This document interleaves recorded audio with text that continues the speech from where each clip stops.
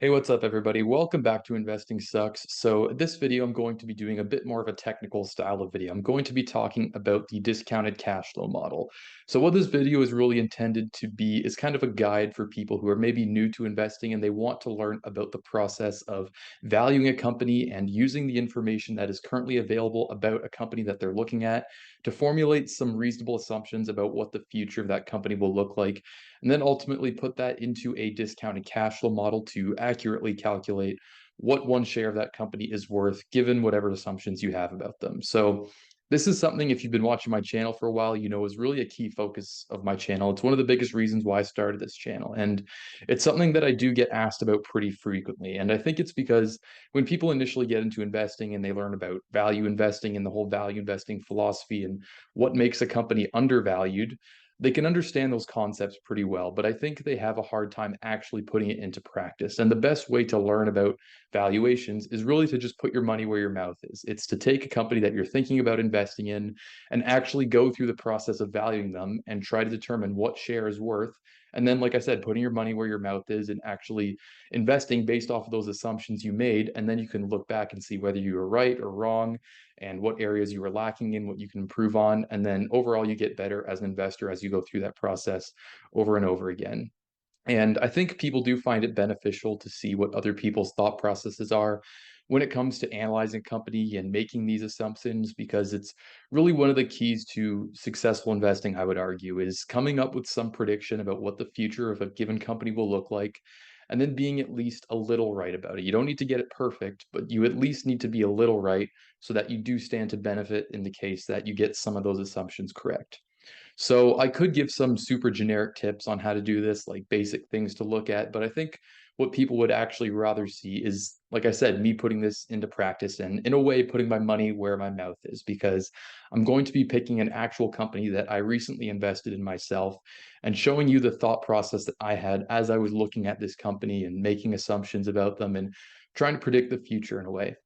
So that's what I'll be doing in this video. Now, one quick disclaimer that I want to go through before I jump into things is that just because I'm the guy that's here on YouTube and I'm presenting this info to you on a company that I recently bought does not mean that you should take it as gospel and everything I say is true and you have to go out and buy this company that I'm going to talk about.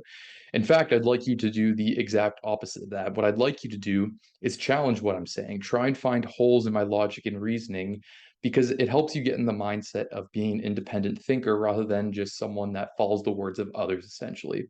And I think that's an important skill as an investor. You have to learn to think for yourself and go against the crowd, because contrarian opinions are where you're going to make your money, specifically contrarian opinions that end up being correct.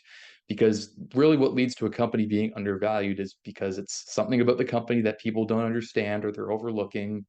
And it's something that you're able to recognize and you can build a position in that so you stand to benefit if you actually end up being correct about that.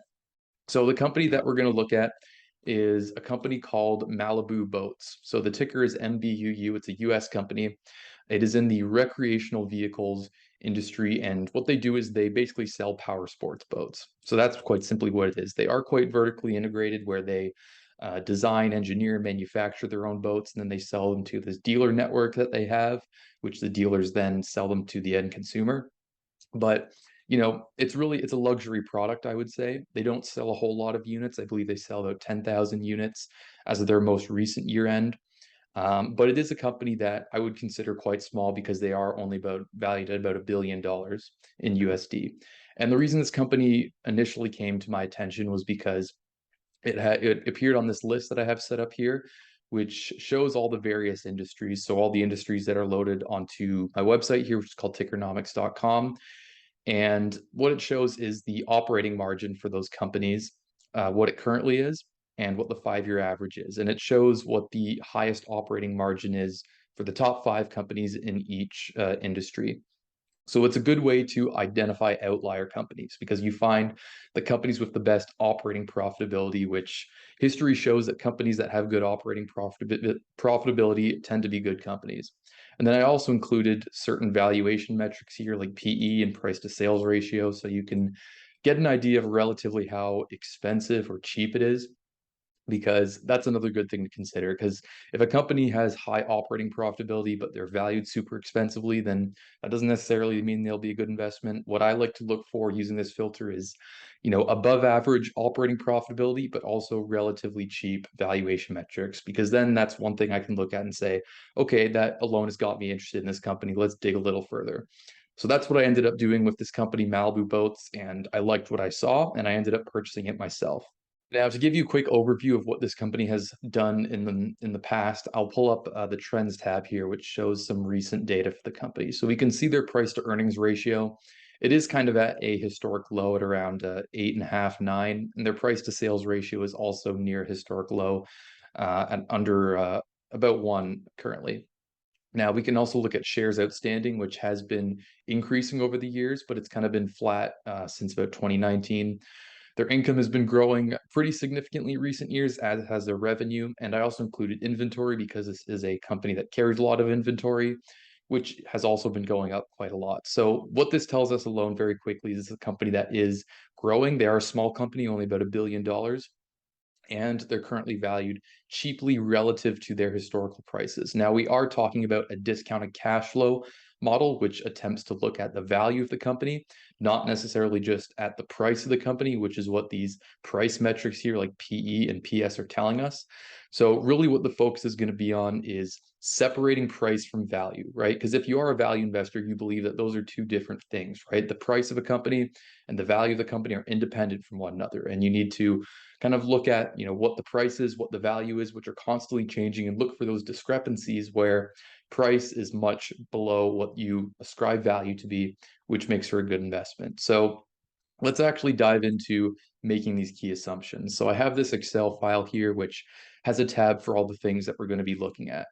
And there's about 8 things here, or 7 things rather, and they are revenue, operating profit slash operating margin, capital expenditure, depreciation, amortization, which is kind of linked to capital expenditure.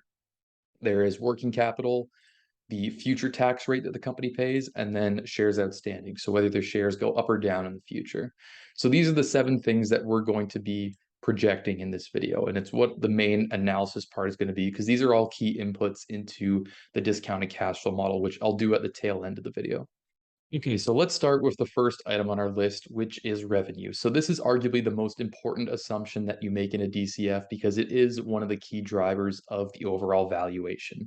So the key here is to understand what actually drives revenue for your business, what makes revenue increase, and what could potentially lead to revenue decreasing. And I think one of the most common mistakes that beginners make when they're doing valuations is just simply taking historical revenue trends and projecting that into the future. And that's especially problematic if you're doing it with companies that have recently had very high revenue growth rate, because if you just project that into the future, you're not really considering the actual implications of what that revenue growth means for the business. And if it's actually achievable, if it's reasonable to assume that. And if you do that, it could lead you to making faulty assumptions and overstating how much a business might be worth. So what you have to do is actually understand the reality of the business you're looking at and know what makes revenue go up or down. So how do you do that? Well, one thing I like to do is if I go to the financial statements here in Tickernomics is I look at past revenue and just look at years where it either went up a lot or down a lot. And then go to the MD&A section of those years and actually look at the reasons management has described for that increase or decrease in revenue. So if we look at this line here, revenue change percentage, what lines kind of stand out to us? Well, for most of the time, it's been positive. There was a big jump here in 2018, which that was due to an acquisition that wasn't organic revenue growth for this business. But 2020 kind of stands out because that's the only year that revenue actually decreased. So let's go to the MD&A section and find out why that is. So that's what this is here. It's the 2020 annual report. This is the MD&A section. And they describe it right here where they mention a temporary shutdown of their facilities in the second half of 2020 resulted in a decrease in production. So because this company does produce their own boats, if they stop production, then that's going to lead to less sales, obviously, because they just have less units to sell to their customers. Even if there is demand, if they're not producing units, then they can't meet that demand. So that alone is a key insight for this business because it tells us that in order for sales to grow far into the future, they need to invest into their production facilities, which requires capital, that requires cash. So that's something we're going to have to consider when we're looking at the CapEx side of the business and also the depreciation side, because that's tied to CapEx, but we'll talk more about that later. So if we go back to here and we look at the two most recent years, so 2022 and 2021, we can see the revenue did actually increase by quite a lot, 31% actually in the most recent year. Now, a big reason for that, if we look at their 2022 10K, which just came out a few weeks ago, one thing they pointed out was that outdoor activities really became more popular as people were locked down in 2021 and 2022.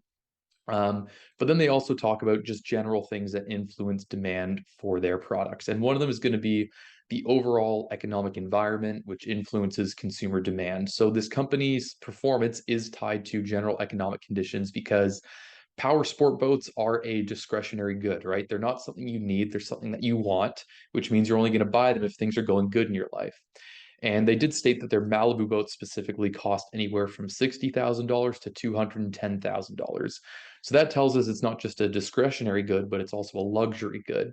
So if general economic conditions are poor, then some customers may delay their purchases or forego purchases altogether, leading to lower sales. And if these talks about a recession end up becoming true in the US and Canadian economies, then that will materialize and it will mean lower sales for this company.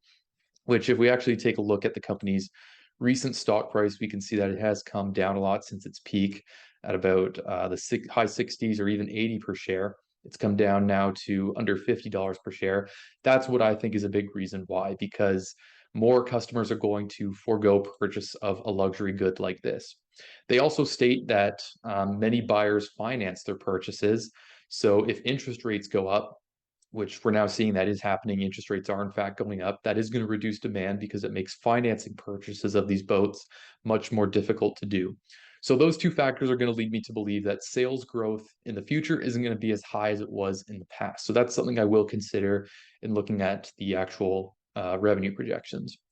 But a counterpoint to this that I'd like to raise is the company talks about their demographics. So this is the transcript of their most recent investor call. And basically what they say in this paragraph here is that they have a wealthy customer base. So they have high net worth individuals, and these individuals tend to be the people that are least impacted by things like inflation leading to higher fuel costs, or maybe even rising interest rates to some extent. So because they're wealthier, they're able to weather the storm a bit better. So they're talking about their customer base being resilient, and those are the reasons why, which personally I would agree with that.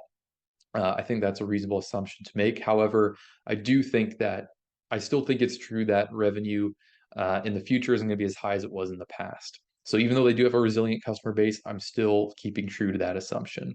And I also think it's just better in general when you're projecting revenue to err more on the conservative side, because if you are more conservative, then you give yourself more opportunity for you to be right. And what I mean by that is if you're, or say you're wrong about a projection of revenue and the company ends up doing better than you thought, that's obviously preferable than you being wrong and the company doing worse than you thought if you ended up buying the company. So that's why I always think it's better to go a little bit more conservative. So if we look here at historical data, there's historical data in two key items here. One is the total units sold by the company, and the other is the total sales per unit sold. And both of these have been growing over the last 5 years. So we can look at total units sold has grown at 8% compounded for those 5 years. And the sales per unit, so really like the prices that they're charging, has grown at a rate that's even higher than that, 10.6%. And specifically, a lot of this 10.6% per year growth came in this jump from 21 to 2022 here. So there's a pretty significant jump. It went from 130,000 to 100, or from 113,000 to 131,000. And the reason that happened was because of inflation. A lot of their costs to produce were going up, so they implemented a surcharge because they also saw that a lot of their competitors were doing something similar, so they decided to just follow suit with that. And despite that rise in price, their units sold didn't decrease at all. It actually was still quite strong. They sold 1,100 more units in 2022 than they did in fiscal 2021, despite this raise in price. So to me, that also tells a little bit more about the story of this company, which is that they have pricing power in the industry. They can raise their prices and people aren't going to go to competitors. So I think that's another key insight that we can learn from this. And the fact that they've been raising their sales per unit at 10% per year for the past 5 years also, I think, signals pricing power that they have, because not a lot of companies can do that and get away with it. And this company is differentiated because a lot of their products their customer base follows them pretty closely, and they're excited to learn about new things they're coming out with and new features on the boats and new accessories and all these types of things. So I do think the company is differentiated, and they are actually number one in the power sport boat subcategory. So to me, that spells that they have some sort of a competitive advantage. I wouldn't necessarily say it's an enduring competitive advantage, but one that definitely exists now, which I think the data reveals that. But what I also have here is projected data for the next 7 years. So the DCF that I'm doing is going to be a 7-year DCF, which I think is reasonable. Generally, you don't want to go any further than 10 years for a DCF because really no one knows what the world is going to look like 10 years from now. And you're really taking a risk by projecting that far into the future. Even 7 years is a bit of a stretch. Most people go around 5 years, but I think for this company, 7 years is what I'm comfortable with. So, in order to account for those things dragging down sales that I talked about, like the economic conditions and the interest rates, I'm basically assuming 0% change in their total units sold, which I think is conservative because I think in all likelihood it'll grow. But for the next 2 years, I'm assuming no growth in there.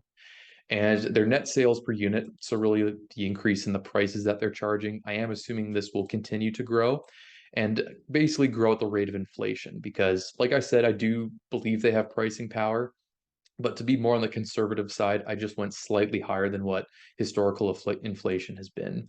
So I think I wouldn't be surprised if the net sales per unit did increase at a rate that's higher than 3% for the next 7 years. But that's what I'm comfortable with because I want to go conservative. And then in the future years, once things like interest rates have normalized, and ideally, this recession has not had lagging effects and hasn't continued into the future years, then I assumed the total units sold will increase at 5% a year for these years and then taper off into 4% a year. So those I think are reasonable assumptions, yet conservative for revenue. And overall, that leads to compounded annual growth in revenue of about 6.5% for the next 7 years. Okay, so the next thing on our list of things to project is going to be operating profit, or specifically operating margin, also known as EBIT margin. So if I go to the tab here, I have tons of quarterly data downloaded for this company. And the way I got this data was I used my website called Tickernomics, and I basically just went to the financials view, went to quarterly, and then went to the income statement. And if you click this button here, you can export into Excel. Now, I know I said at the start of this video that just looking at past data and projecting it into the future is problematic. So you may be wondering why I'm looking at past data for the operating margin here. And the reason being is because this can actually reveal very telling insights about the company if you look at how certain expenses in relation to revenue have evolved over the years. So specifically, I'll show you what I mean. So if I look here, and look at their operating margin and what it has averaged over certain time frames. So in the last 12 months, it's been about 17.25%. In the last 3 years, about 15.3%. In the last 5 years, about 15%. In the last 10 years, about 13%. So this company has been profitable for many years, which is something I do like. And their operating margin for a company that sells physical goods, I would say is quite high. And the fact that it's increasing is another good sign. Now, the reason it's been increasing could be because of pricing power, but it could also be something else called operating efficiency. So if the company is able to scale up and increase revenue faster than their costs increase, then they become more profitable, right? Because if revenue is growing at, say, 5%, expenses are growing at 3%, then obviously you're going to become more profitable over time. So there's two key categories of expenses we can look at. There is the cost of sales, so how much it costs the company to produce a unit, or what percentage of the revenue they earn when they sell goes to the costs that are directly attributable to actually making the physical thing that they then sell, so making the boats. And then the operating expenses, so things like rent on their facilities, wages paid to staff, just general overhead and administrative expenses, those types of things. So let's look at the quarter by quarter trend in cost of sales. So we can see it's about 74.5% here if I zoom in so everyone can see that. So 74.5. And then throughout the quarters, it does fluctuate a lot. But if we go back many years, it's pretty much always been in that 70 to 75% range. It really hasn't moved that. Even if we go back to many years ago, it's kind of stayed the same, right? We can see here it was a bit low, 71.5%, but most of the time it's kind of 72, 73, 74. It really hasn't changed a whole lot. It's gone up by maybe 1% in the more recent years here. But what has changed more is their operating expenses. So this is operating expenses as a percentage of total revenue. So currently it sits at about 5.3%. But if we go back, we can see in previous years it was much higher, and it has gone through cycles where we can see in 2020. Obviously, it's going to be a bit higher in 2020 because the company shut down their production facilities, so they weren't, earning any revenue, but they were still incurring some of their operating costs, like rent on their facilities, probably still paying the wages of their employees, that type of thing. So it's going to be a bit higher throughout 2020. That's no surprise. But if we go back here into these years in the past years, like say 2014, there are some anomaly years like this one here, but overall, you can clearly see it's much higher. It's in the double digits here, 10%, 13%, and then it's kind of gradually come down throughout the years with some anomaly years. We can see around this time in 2018, it was consistently below 10%. And even in the most recent years, it's been 5%, 7%, 8%. So what does that tell us? Well, it tells us that the company's operating expenses grow at a slower rate than their revenue. So the company is able to scale up efficiently and manage their costs.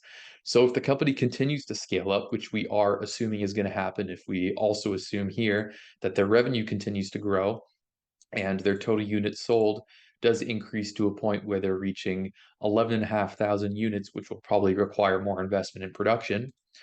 But if we assume that is true, then we also have to assume that this is true, which is the fact that this operating efficiency that they clearly have does continue. So the estimated operating margin, again, I still went a little bit more conservative, but in 2023, I assumed 17.25%, and then it grows at 0.25% per year for the future years, because in the last 12 months, it was 17.25%. So for fiscal year 2023, I just assume the same, and then it grows as the years go on.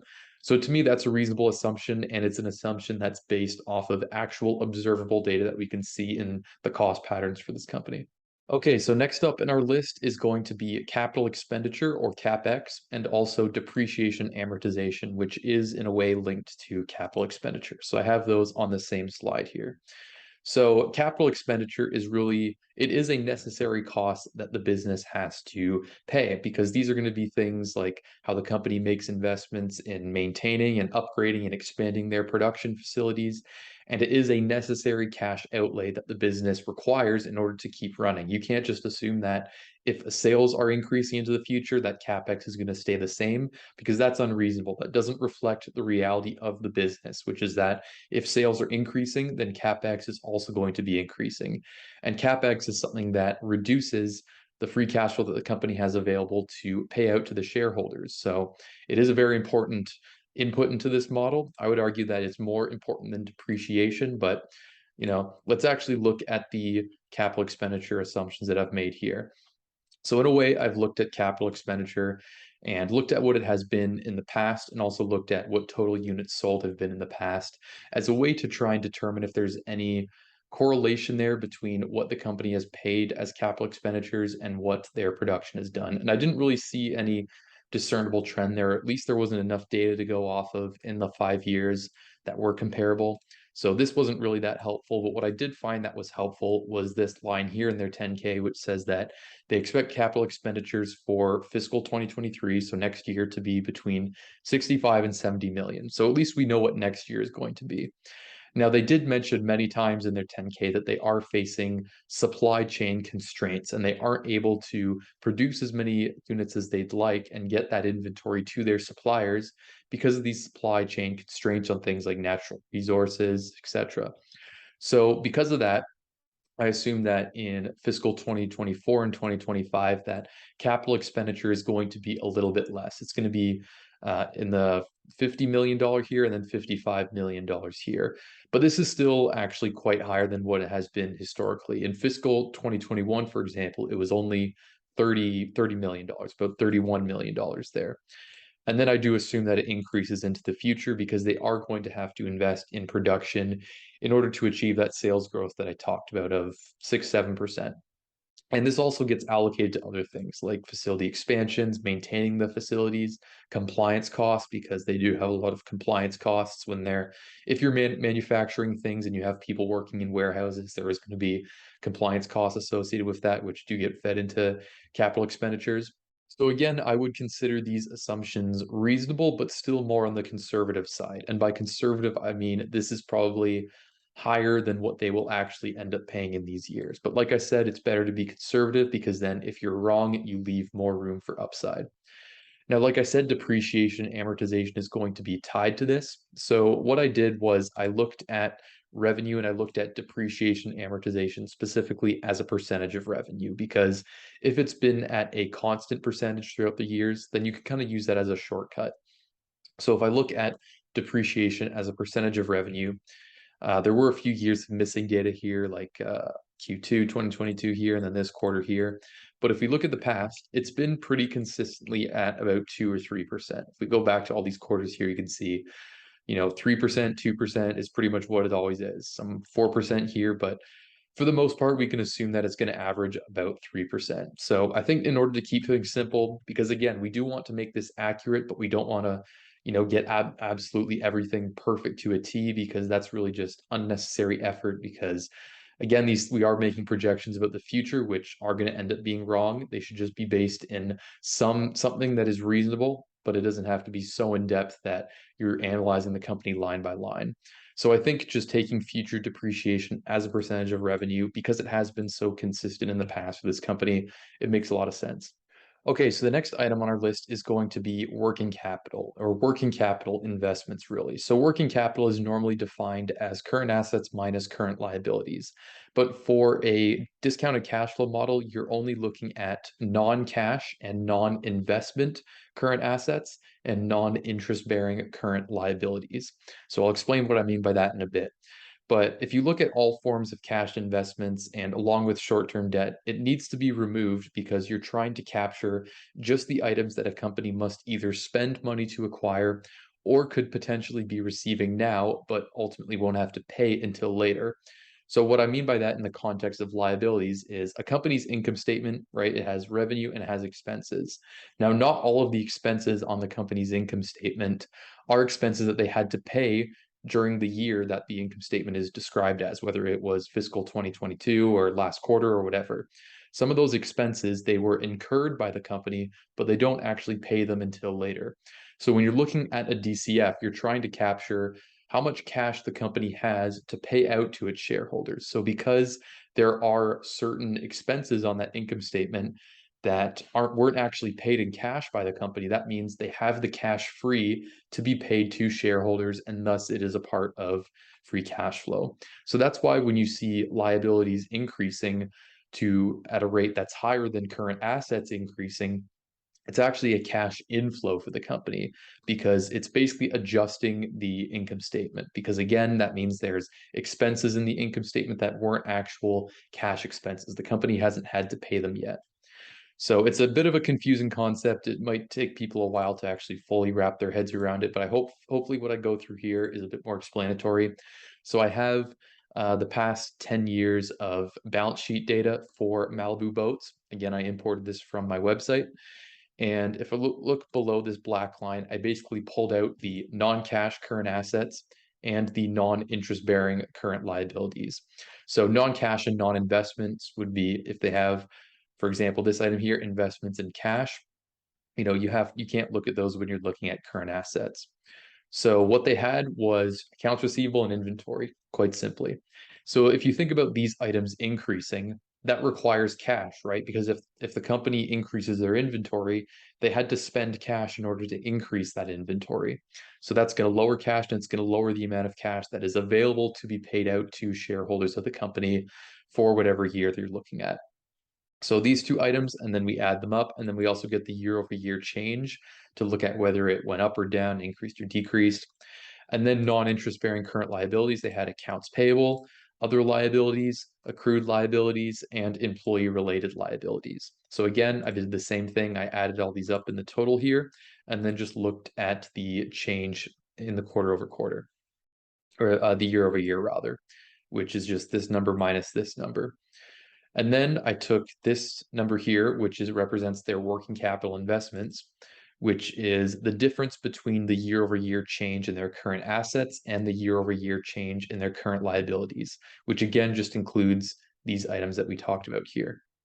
So if we look at the pattern and what this has been over the past few years, we can see some years it's positive where the company has to spend money and acquire working capital as a necessary expense to keep the business running.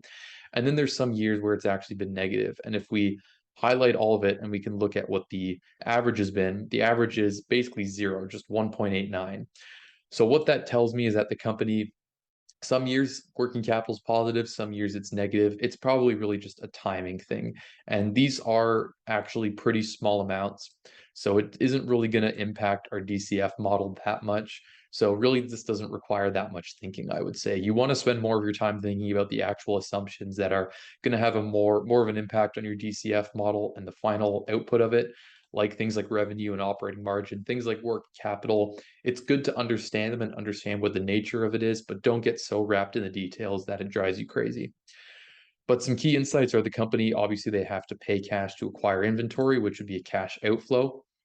But these cash outflows from inventory purchases are typically offset by increases in all these other liabilities that we talked about here. So overall, working capital ends up being basically a negligible amount. So I just put in some basic assumptions here. I did err more on the conservative side again, and I said they basically have to make 5 million, 5 million, 10 million, 10 million, 15, 15, and 20 million for the next 7 years. Okay, so the next item on our list is going to be the future tax rate. So this is probably the easiest one to do. And if I go to the tab here, you'll see what I did. And basically, I just looked at what the company's operating income was and then what their income tax was for that year, and then just took it as a percentage. And then I can assume that it'll probably be similar to what has been in the past going forward, because something like a tax rate, it's not really going to change for a company unless something drastic happens, like they move into another jurisdiction or they start earning revenue from another part of the country that is subject to a different tax rate. But for a company like Malibu, they're selling their boats pretty much just in Canada and the US and maybe in some foreign markets, but for the most part, their tax rate is going to be consistent. So I feel pretty comfortable assuming that it'll be consistent going forward. And this here is just the 5 year average from all this data here, which it's averaged 22%. So I'm just going to assume it's going to stay that going forward.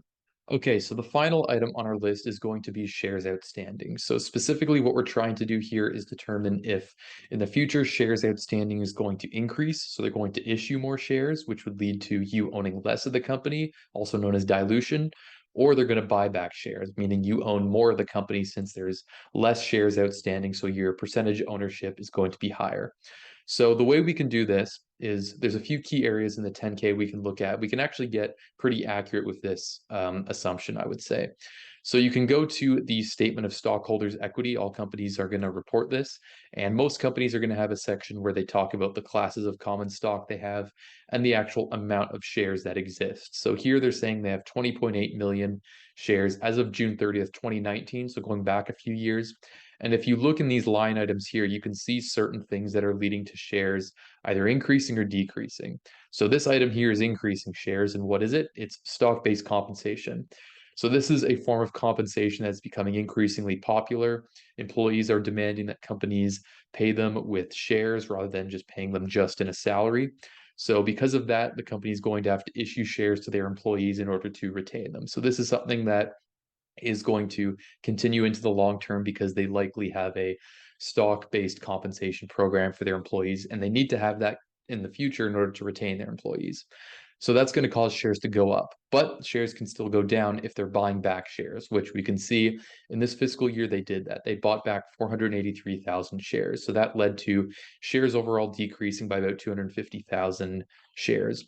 And then in 2020, they suspended their share repurchase program. As we can see, there's no line item for their share repurchase, but their shares did go up because of stock-based compensation. So it basically went back to the level it was here, pretty much the exact same. And then from fiscal year 2021 to June 30th, 2022, which is fairly recent, their shares did go down again. They still issued more shares because of stock-based compensation, but they did buy back a decent amount of shares. So let's go to the Excel tab I have for shares outstanding here. And right here, I have what the historical data has been for shares outstanding.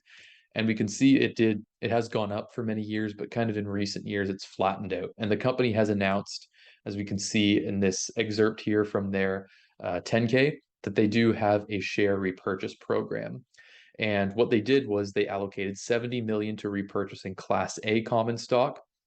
And so far, they used about half of that, 34.6 million, to buy back shares. So they have about 35.4 million available to repurchase shares in the next year, so fiscal 2020, 2023. So if we assume that their share price is currently around $50, and if we assume that they use all the funds like they said they would in order to buy back shares at $50, then they're buying back a total of about just over 700,000 shares. So then if we look at what my projections have been, I basically took the beginning amount of shares for the year, which is this number here, and added back share-based compensation, which I kind of just gave a rough estimate based on what it's been in the past. So kind of growing a little bit over the years because the company's probably going to hire more employees as the business grows, which we're also assuming is going to happen. And then their buybacks will be what I basically projected here. So 708 or 708,000. And then it's going to taper off a bit into the future years because buying back shares is going to get more expensive because I'm likely also assuming that their share price is going to grow into the future. But overall, this leads to shares per year decreasing by about just under 2% per year. Okay, so now we've gone through all of our assumptions. The last step is going to be to put everything into the DCF model. So on my website here, Tickernomics, I do have a feature that is designed to do this. It's called Value of Stock. So this actually does all the math for you in a DCF. So all you'd have to do here is just kind of follow step by step and enter the company that you want. So this would be the ticker symbol, which is MBUU. And when I enter it, all this data is going to automatically populate. So step 2 would be once you enter the ticker to be select how many years you want, which I've already said is going to be 7 years. And as we can see, the cost of capital gets automatically calculated based on the most recent data, like the risk-free rate, the market risk premium, etc., interest expense, which calculates the cost of debt, and all those items. But if you don't want to use the cost of capital, because not everyone agrees with the approach of using cost of capital, you want to use your own hurdle rate, like say you put in 10%, you also have the option to do that. Now, as you saw previously, the assumptions that I made for this company are going to vary year to year. They weren't just consistent assumptions across all 7 years. So if I click calculate DCF and then I go to the details tab, this basically works like an Excel and I can directly edit these cells here, enter different data, and then if I press enter, it's going to update the model accordingly. So I'm going to go through this model and update all my assumptions, and then we'll see what the final result is. Okay, so now I've entered all of the assumptions that I previously discussed in the video. So I've entered the revenue, operating margin, taxes, capital expenditures, etc. And another key assumption that I want to quickly touch on is the terminal value multiple. Now, as a general rule of thumb for companies, I'm going to use a terminal value multiple in the 7.5 to 12.5 range. You typically don't want to go anything higher than 15 because anything higher than that, you're really being very aggressive unless you have reason to believe that the company is a company that is going to be around for a very long time and is going to be valued highly way into the future, then possibly you could use one higher than 15. But as a general rule, you want to be more conservative with this assumption because you are projecting with this assumption way out into the future. I mean, here we're looking at 2029, and it's difficult to know exactly what things are going to be like that far into the future. So again, it's better to err on the side of caution and use one that's kind of in the 7.5 to 12.5 range. Generally, I'm going to go with 10 here, and then I'm using a 10% discount rate. So this terminal value multiple gets applied to the cash flow in the final year, which is 2029. So the free cash flow to firm there, based on these assumptions, is 227 million. So then from that, the software does all the calculations for us, and we get a final result of an intrinsic value per share of 81.5. And the current price per share is under $50, $49.50. So from that, you can understand why I decided to buy this company based on what I thought were reasonable and more conservative assumptions about their future that were grounded in reality and made sense to me. They are valued intrinsically much higher than their current share price is selling for. So I do have some margin for error here, some margin of safety, as you would call it, in case my assumptions end up being wrong and they still end up being too aggressive. Then I don't need to be, as precise with them, as I do have a margin of safety by buying the company way below its intrinsic value. So I hope this helped illustrate what my personal investment philosophy is and how I look at companies and really the process I go through in valuing a company. If you did enjoy this video, then please leave a like. And if you're new to my channel, I'd appreciate if you would consider subscribing. And I'll see you guys in the next video.